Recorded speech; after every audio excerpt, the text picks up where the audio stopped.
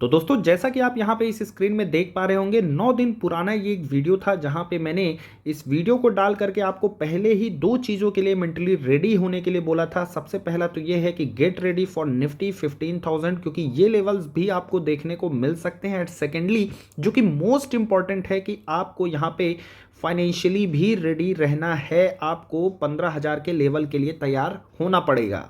और आप यहाँ पे क्लियरली देख सकते हैं कि आज निफ्टी ने 16,000 का जो लेवल था वो ब्रेक कर दिया है। पिछली जो क्लोजिंग थी 16,200 के आसपास की थी और निफ्टी ने यहाँ पे एक गैप डाउन ओपनिंग की है। और आप जो है तो निफ्टी का अगर ये ट्रेंड देखेंगे, ये ट्रेंड कोई यहाँ पे शॉकिंग ट्रेंड नहीं है क्योंकि हर बार यहाँ पे एक गिरावट होती है, डीआईआईज की यहाँ पे होती है बाइंग, और मौका देखते ही एफआईआईज जो है आप देखते हैं किस तरीके से रिकवरी होती है मार्केट में और फिर वापस से एफआईआईज की एक सेलिंग देखने को मिलती है। अगेन यहाँ पे एक डीआईआईज की बाइंग आपको देखने को मिलेगी। तो मार्केट में ये ट्रेंड जो है पिछले कई दिनों से चल रहा है। और एफआईआईज के अगर हम ट्रेंड की बात करें तो उनका एक ही फंडा यहाँ पे हमें देखने को मिल रहा है और वो है सेल ऑन राइज का। तो यही स्ट्रेटजी है जिस पर एफआईआईज काम कर रहे हैं, लेकिन डीआईआईज ने मार्केट को बहुत अच्छे तरीके से होल्ड करके रखा है। तो दोस्तों आज की इस वीडियो में हम बात करेंगे तीन चीज़ों के बारे में। सबसे पहले कि आखिर मार्केट में ये जो क्रैश चल रहा है, हर दिन हम देख रहे हैं 2% 3% की एक जो गिरावट देखने को मिल रही है वो क्यों हो रही है। सेकंड हम यहाँ पे बात करेंगे कि क्या रिकवरी के चांसेस हैं, कितने चांसेस हैं और कितने टाइम में हमें वो देखने को मिल सकती है। एंड थर्ड अगर बात करें तो स्ट्रेटजी की हमें वहाँ पर क्या स्ट्रेटजी अपनानी चाहिए, किस तरीके से इन्वेस्टमेंट करना है या नहीं करना है, यहाँ पे बाई ऑन डिप्स वाली स्ट्रेटजी को अपनाना है या नहीं, उसके बारे में हम थोड़ा सा डिटेल में बात करने वाले हैं। चलिए सबसे पहले बात कर लेते हैं कि मार्केट में क्रैश क्यों हुआ। तो देखिए करेक्शन तो ऑलरेडी एक ड्यू था यहाँ पे मार्केट में, जिस तरीके की रैली देखने को मिली। लेकिन करेक्शन जो होते हैं वो एक माइनर से भी हमें देखने को मिलते हैं। 10% के करेक्शन जो होते हैं विद इन 10% जो है वो माइनर करेक्शन माने जाते हैं। अगर 10 से 20% के बीच के जो करेक्शन होते हैं वो यहाँ पे मेजर करेक्शन माने जाते हैं। और जब 20% से ज़्यादा निफ्टी या सेंसेक्स वहाँ पे करेक्ट होता है तो उसे हम वहाँ पे कंसीडर करते हैं कि मार्केट में अब यहाँ पे क्रैश हो चुका है। तो ये एक छोटा सा करेक्शन माइनर की अगर हम बात करें तो डेफिनेटली एक्सपेक्टेड था। बुल रन आपको सीधे सीधे ऐसे देखने को तो नहीं मिलेगा। वहाँ पे जब एक बुल रन आता है तो प्रॉफिट बुकिंग भी आपको देखने को मिलती है जो कि एक्सपेक्टेड थी। सेकेंड केस की अगर हम बात करें तो इन्फ्लेशन ये न्यूज़ ऑलरेडी मैं कवर कर चुका हूँ। पिछले अगर 40 सालों की बात किया जाए तो यूएस में इस समय सबसे ज़्यादा इन्फ्लेशन देखने को मिल रहा है 7%। और देखिए ये डाटा जो है ये पुराना डाटा है, जनवरी का है। ये तब का डाटा है जब वॉर स्टार्ट नहीं हुआ था। क्रूड ऑयल के जो प्राइसेस थे वो $85 पर बैरल के नीचे थे। ये तब का डाटा है। This point to be noted, इसको नोट करके चलिए क्योंकि अभी आगे इस पर काफ़ी ज़्यादा डिस्कशन होने वाला है। सेकेंड, जब इन्फ्लेशन बढ़ता है तो वहाँ पे उसको कंट्रोल करने के लिए आरबीआई हो गई, फेड हो गई यूएस में, तो ये क्या करते हैं कि इंटरेस्ट रेट को बढ़ाते हैं। वहाँ से क्या होता है कि लिक्विडिटी आपके मार्केट से निकल के बॉन्ड यील्ड और बैंकों में जाती है। तो ये चीज़ें जो थी तो ऑलरेडी पहले से ही फैक्टर इन थी, ये चीज़ें होनी थी। और यही रीज़न है कि अगर एफआईआईज की सेलिंग की हम माने तो वो कंटिन्यूअसली हमें हर मंथ पर वहाँ पे सेलिंग देखने को मिली है। लेकिन जब वॉर स्टार्ट हुआ रशिया यूक्रेन का, काफ़ी अनएक्सपेक्टेड ये वॉर था और इसके बाद जो क्रूड ऑयल के प्राइसेस थे $85 पर बैरल से ये जो प्राइस हैं ये बढ़ते हुए आज की डेट की अगर बात करें तो $137 पर बैरल भी हमें जाता हुआ देखने को मिला है। और अगर आप यहाँ पे न्यूज़ को देखेंगे तो आप देख सकते हैं 2008 के बाद का ये सबसे ज़्यादा हाई प्राइस जो है वो हमें देखने को मिला है क्रूड ऑयल के प्राइसेस में। अगर एक अकेले दिन की बात किया जाए तो 10% का आपको राइज देखने को मिला है क्रूड ऑयल में। और यही रीज़न है कि आज मार्केट काफ़ी ज़्यादा नेगेटिवली रिएक्ट किया था और वहाँ पे टेलीग्राम में भी मैंने इस चीज़ को बोल दिया था कि आज जो है तो 16,000 के नीचे आपको निफ्टी देखने को मिल सकता है। तो उस चीज़ के लिए आपको उस चीज़ के लिए जो है तो आपको वहाँ पे रेडी रहना पड़ेगा।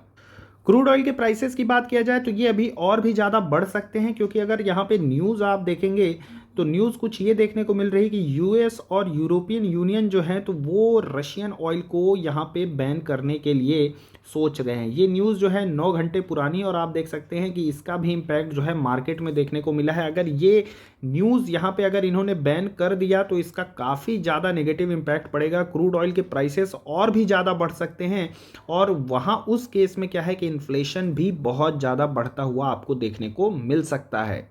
इंडियन रुपी की बात किया जाए तो आप देख सकते हैं 5 ईयर का ट्रेंड है, अब तक का जो सबसे लो है वो यहाँ पे इंडियन रुपी ने अपना हिट कर दिया है। आप देख सकते हैं अभी का जो है तो $1 में यहाँ 76 रुपीज़ 0.73 यहाँ पे जो रुपीज़ हैं वो हमें देखने को मिल रहे हैं। तो यानी कि ये भी एक जो है तो मार्केट को एक नेगेटिव सेंटिमेंट देता है, क्योंकि देखिए एफआईआईज फाइनली जो पैसा लगा रहे हैं वो यहाँ पे लग तो रहा है इंडियन रुपीज़ में कन्वर्ट होके। जब रुपीज़ ही डिप्रिशिएट होता रहेगा इस तरीके से तो जो रिटर्न मिलने वाले होते हैं वो थोड़े वहाँ पे उनके जो हैं तो वो कहीं ना कहीं कंपनसेट हो जाते हैं, कम हो जाते हैं। तो डेफिनेटली ये भी एक वन ऑफ द रीज़न होता है एफआईआईज के लिए प्रॉफिट बुकिंग करने का।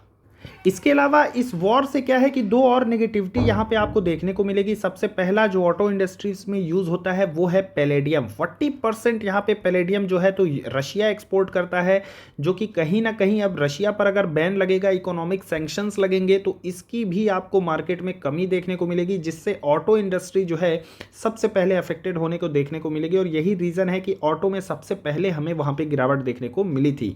सेकेंड रीज़न नियॉन, लगभग 70% यहाँ पे एक्सपोर्ट जो है वो यूक्रेन से आपको वर्ल्ड में देखने को मिलता है। इससे क्या है कि सेमीकंडक्टर के चिप के मैन्युफैक्चरिंग में नियॉन का काफ़ी ज़्यादा यूज़ होता है, और जब नियॉन का क्राइसिस होगा वर्ल्ड में तो वहाँ पे सेमीकंडक्टर चिप की जो मैन्युफैक्चरिंग है तो वो भी आपको शॉर्टेज देखने को मिल सकती है, जैसा कि हमें पहले देखने को मिला था।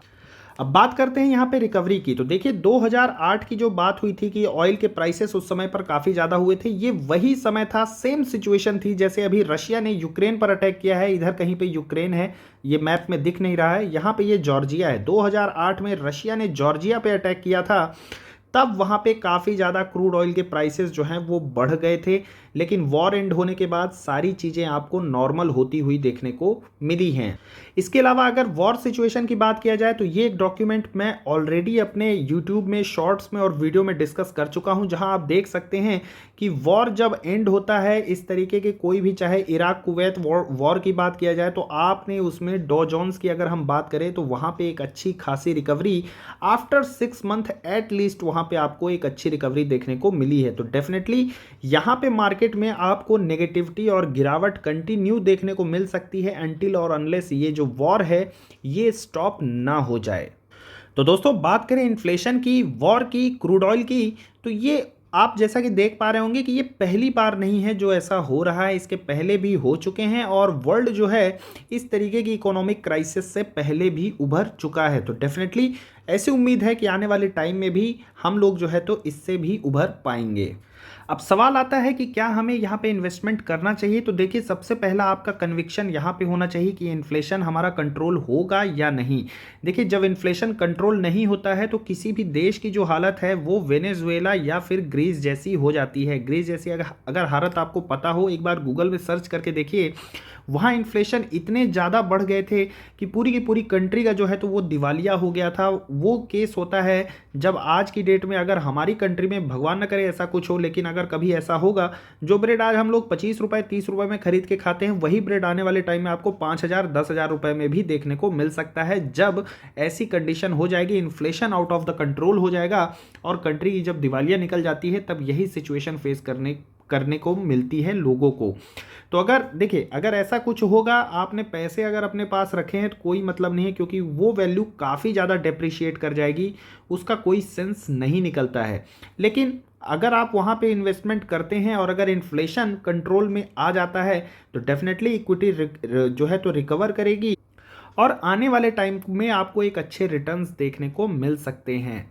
अब देखिए ये जो कुछ भी मैंने कहा है इसमें मैं एक डिस्क्लेमर ज़रूर देना चाहूँगा कि इस लाइन को सुनने के बाद आपको ये नहीं करना है कि आप अपने खाने पीने रहने और घूमने फिरने का पैसा जो है पूरा का पूरा इक्विटी में लगा दीजिए। देखिए, मैं हमेशा यही कहता हूं कि इक्विटी में वही पैसा आप इन्वेस्ट करिए जिसकी आपको ज़रूरत आने वाले 5 से 10 सालों में नहीं है। इनफैक्ट अगर वो डाउन भी चले जाते हैं तो आपको उसका कोई गम ना हो, उसका कोई वहाँ पे मलाल ना रहे, क्योंकि मार्केट काफ़ी ज़्यादा वोलेटाइल होता है। शॉर्ट टर्म में अगर आपको पैसों की ज़रूरत पड़ गई तो आप लॉस में निकालेंगे, आपका कैपिटल जो है वहाँ डिप्रिशिएट कर जाएगा। तो वही पैसे लगाने हैं जिनकी आपको ज़रूरत जो है आने वाले 3 से 5 सालों में कोई ज़रूरत ना हो उन पैसों की, वही पैसे जो है आप यहाँ पे इन्वेस्टमेंट के हिसाब से लगाइए। देखिए, ऐसा कुछ नहीं है कि आप जो है तो आज लगाएं और कल सोचें कि 5% के गेन पे मैं निकाल दूं, तो वो इन्वेस्टमेंट नहीं है, वो एक ट्रेडिंग आइडिया हो जाती है। That is the different perspective.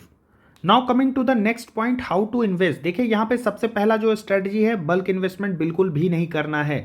Bottom out करने की बिल्कुल भी आपको कोशिश नहीं करना है कि आप सोचे कि हमें बॉटम है जो 15,000 है वही आएगा और उसी पे इन्वेस्टमेंट करना है। बिल्कुल नहीं, ऐसा अभी आपको नहीं सोचना है, क्योंकि ये एक जो है तो प्रिडिक्शन है, ये कन्विक्शन है। गलत भी हो सकता है, सही भी हो सकता है, क्या पता निफ्टी का जो बॉटम है वो 14,000 पे जाए और आपके पास वहाँ पे पैसे ना रहे इन्वेस्टमेंट करने के लिए। तो यहाँ पे सबसे जो बेस्ट स्ट्रेटजी होगी वो होगी एसआईपी, और आप जो है तो एक बेंच मार्क सेट कर लें। जैसे हमने अभी 16,000 तक की बात की थी, इनफैक्ट मेरा जो इन्वेस्टमेंट था वो 16,200 पे था, 16,000 पे नहीं था। और अभी जो आज मार्केट गिरा है, मैंने वहाँ पे कोई इन्वेस्टमेंट नहीं किया है। मैं अभी थोड़ा सा यहाँ पे स्ट्रेटजी चेंज कर रहा हूँ। यहाँ पे जो है तो अपन वेट करेंगे थोड़ा सा 15,000 के लेवल के लिए, एंड अगेन जो है तो उसके फर्दर की तैयारी जो है वहाँ पे की जाएगी। काफ़ी अच्छा मौका है यहाँ पे आपको जो है तो ब्लू चिप स्टॉक्स को चूज़ करने के लिए, थीमेटिक स्टॉक्स को चूज़ करने के लिए, क्योंकि सारे के सारे स्टॉक्स जो हैं काफ़ी ज़्यादा गिरे हुए हैं। आप अपने पोर्टफोलियो में देखिए, अगर आपको कोई भी वहाँ पे स्टॉक जो है तो 20% से ज़्यादा गिरा हुआ देखने को मिलता है, वहाँ पे एवरेजिंग करिए। फॉर एग्जांपल की मैं बात करूँ, निफ्टी जब 16,200 था, डिक्सन की बात करें, एफएल की बात करें, डीमार्ट की बात करें, ये सारे जो स्टॉक्स थे मुझे आज भी उसी लेवल पर देखने को मिले हैं जब आज निफ्टी 15,700 पे गया है। यानी इनका जो बॉटम था ऑलरेडी बना हुआ था, आज इन्होंने नया बॉटम नहीं बनाया है। इनफैक्ट अगर हम आईटी की बात करें, चाहे इन्फोसिस की बात कीजिए, एचसीएल टेक की बात कीजिए, मार्केट डाउन था लेकिन इनमें हमें आज तेजी देखने को मिली है। इसके अलावा अगर हम बात करें एलटीटीएस की बात कीजिए, तो उसका भी बॉटम पहले बन गया है, लेकिन आज निफ्टी ने जो डाउन 15,000 जो 16,000 के नीचे की जो निफ्टी ने गिरावट दी है उसमें एलटीटीएस ने बॉटम नहीं बनाया, माइंड ट्री ने अपना बॉटम नहीं बनाया। तो इन स्टॉक्स में अभी आपको एवरेजिंग करने की जरूरत नहीं। आई होप आपने यहाँ पे पहले भी इनमें जो छोटा सा एसआईपी है वो ऑलरेडी कर रखा होगा। लेकिन अगर आज की इस गिरावट में कोई स्टॉक वहाँ पे एवरेज करने लायक थे तो वहाँ पे था आपका एचयूएल। एक अच्छी खासी गिरावट इस एफएमसीजी के दिग्गज में देखने को मिली है। एशियन पेंट्स की बात करें, देखिए ये सारे के सारे ब्लू चिप स्टॉक्स हैं और इनने अपना आज निफ्टी के बॉटम के साथ साथ इन्होंने अपना भी आज की डेट में यहाँ पे बॉटम बनाया है। वहीं अगर हम थीमेटिक स्टॉक्स की बात करें तो जैसे कंस्ट्रक्शन से लेकर के अगर हम बात करें, प्रिंस पाइप हो गए, आप वहाँ पे भी एक बॉटम देख सकते हैं। इसके अलावा अगर हम यहाँ पे एलएनटी की बात करें तो उस स्टॉक में भी एक अच्छी अपॉर्चुनिटी आपको बनती हुई देखने को मिलेगी। आप जितने भी अच्छे और ब्लू चिप स्टॉक्स हैं उनको अगर कवर करने की कोशिश करेंगे तो this is the right time, और मुझे लगता है बहुत अच्छी अपॉर्चुनिटी है। लेकिन आपको यहाँ पे एक दो स्टॉक ही लेकर के वहाँ पे धीरे धीरे बढ़ते रहना है एसआईपी वे में, क्योंकि मार्केट में अभी गिरावट जो है वो कब खत्म होगी ये बिल्कुल भी नहीं कहा जा सकता है। इसके अलावा अगर हम बात करें, केमिकल के स्टॉक्स बहुत ज़्यादा पिटे हुए हैं। वहाँ पे आप देख लें, चाहे आरती इंडस्ट्रीज़ की बात कर लें, दीपक नाइट्राइट की बात कर लीजिए, तो ये सारे स्टॉक भी आपको काफ़ी अच्छे वहाँ पे वैल्यूएशन पे देखने को मिलेंगे। आरती इंडस्ट्रीज़ जो है 800 के आसपास आपको देखने को मिलेगा, 800 के आसपास, जो कि जो स्टॉक फिलहाल 1000 के आसपास ट्रेड कर रहा था। तो एक अच्छा करेक्शन यहाँ पे आपको देखने को मिलेगा। काफ़ी फंडामेंटली स्ट्रॉन्ग स्टॉक है, आरती इंडस्ट्रीज़ हो गए, दीपक नाइट्राइट हो गए, तो ये सारे स्टॉक्स में आपको एक बहुत अच्छी अपॉर्चुनिटी है। बालाजी अमाइंस की बात कर लीजिए, क्लीन साइंस की बात कर लीजिए, तो आई थिंक चाहे नियोजन केमिकल की बात कर लीजिए जो कि ईवी सेक्टर में काम करता है, तो ये सारे स्टॉक जो हैं आपको धीरे धीरे आप कुछ इस तरीके से एक एसआईपी वे में इनको ले सकते हैं। वहीं अगर हम फाइनेंस की बात करें तो बजाज फाइनेंस जो है बहुत अच्छी अपॉर्चुनिटी दे रहा है। 6200 के आसपास वो स्टॉक गया है, मुझे लगता है एक 6,000 के आसपास बेहतरीन उसका एक सपोर्ट आपको बनता हुआ देखने को मिल सकता है। तो अगर आपने एंट्री नहीं लिया है, फ्रेश एंट्री के लिए एकदम वहाँ एक स्टॉक के साथ आप जो है तो स्टार्ट कर सकते हैं। वहीं अगर हम बात करें मुथूट फाइनेंस, तो देखिए इन्फ्लेशन जिस तरीके से बढ़ा है, गोल्ड के प्राइसेस बढ़े हैं, इसने अपना बॉटम ऑलरेडी लगा चुका है, लेकिन आज की गिरावट में अभी हमें बॉटम नहीं देखने को मिला है। यहाँ पे भी आप चाहें तो 1300 के लेवल का वेट कर सकते हैं। अगर फर्दर कभी गिरावट होती है, इस स्टॉक में गिरावट हो, तो ये दो एनबीएफसी के बहुत ही दिग्गज स्टॉक हैं, आप चाहें तो इनको भी अपने पोर्टफोलियो में जगह दे सकते हैं। इसके अलावा बैंकिंग सेक्टर की बात किया जाए, आईसीआईसीआई बैंक 650 के आसपास बढ़िया एंट्री लेवल है, मुझे लगता है बहुत ज़्यादा करेक्शन हो गया। इनफैक्ट उसका जो एक सपोर्ट था 700 का, उसने उसको ब्रेक कर दिया है। इसके अलावा हम बात करें एचडीएफसी बैंक, जो कि बैंकिंग सेक्टर में एक दिग्गज बैंक है, बहुत शानदार कंपनी है, आज तक इस कंपनी में आपको कोई डेंट नहीं देखने को मिलेगा, तो आप चाहें तो इसको भी कंसीडर कर सकते हैं। अच्छी गिरावट में सारे के सारे ब्लू चिप स्टॉक्स जो हैं तो एक अच्छे डिस्काउंटेड प्राइस पर वहाँ पर अवेलेबल हैं। तो दोस्तों आज की वीडियो में बस इतना है। If you love the video please like the video and subscribe the channel. Thanks for watching the video.